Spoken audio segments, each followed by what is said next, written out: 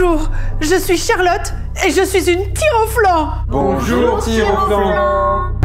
Bonjour, je m'appelle Fabien et je suis un tir au flanc. Bonjour, tire au flanc. Et vous, monsieur? Vous ne dites pas bonjour? Monsieur? Monsieur? Non, je suis pas un tir au flanc. Non, non.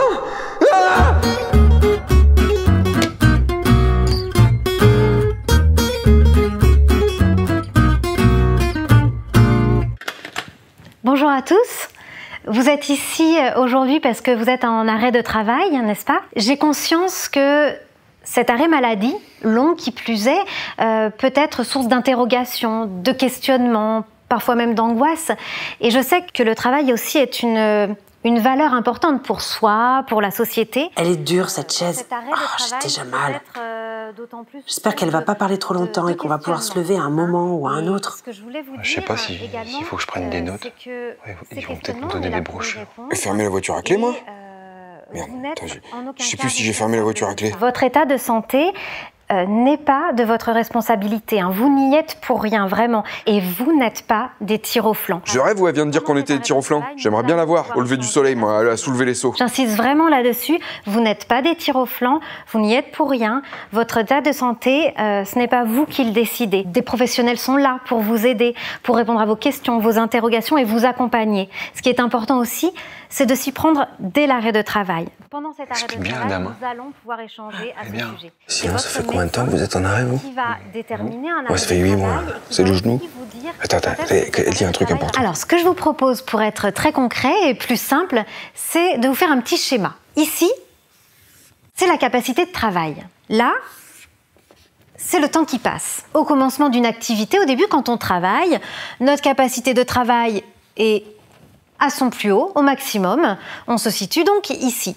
Et puis, il peut y avoir un accident, une maladie. Et là, la capacité de travail chute complètement. Donc, on arrive vraiment, voilà, on descend dans le schéma, dans la courbe. Et puis, parfois, dans cet arrêt, au cours de cet arrêt maladie, la capacité de travail augmente, descend, on se sent parfois un petit peu mieux, parfois on est complètement alité, on ne peut plus rien faire, et puis ça aussi comme ça, et finalement la capacité de travail va faire une sorte de yo-yo, jusqu'à un moment arriver finalement à se stabiliser, quand on va un peu mieux. Alors soit on se stabilise complètement, finalement, on arrive à une capacité de travail qui est équivalente à celle du départ. Là, on parle de guérison. Vous voyez, on est au même endroit. Là, c'est la guérison. En revanche, si notre capacité de travail est moindre, si elle est inférieure à celle du début, on est ici, on parle de stabilisation ou de consolidation. D'accord? Et là, entre les deux, donc là, la guérison, et là, la stabilisation, tout ça, c'est ce qu'on appelle les séquelles. Et, excuse-moi, du coup, mais est-ce qu'on touche des aides? Donc, en fonction du type de séquelles, on va mettre en place différents types de compensations. Si vous avez mal au genou et que vous êtes employé de banque, vous n'aurez pas les mêmes compensations que si vous exercez une activité plus manuelle et qui sollicite cette partie-là de votre corps. Les compensations, évidemment, seront différentes. Un temps partiel thérapeutique, la reconnaissance de travailleurs handicapés, l'aménagement de son exploitation, de son poste de travail, etc. On va vraiment faire au cas par cas en fonction, oui. Moi, je suis pas handicapé. Moi non plus, moi je suis pas handicapé. Alors ça, je peux vous le dire. Et c'est vous qui allez nous accompagner sur tout ça? C'est une bonne question, ça, ouais.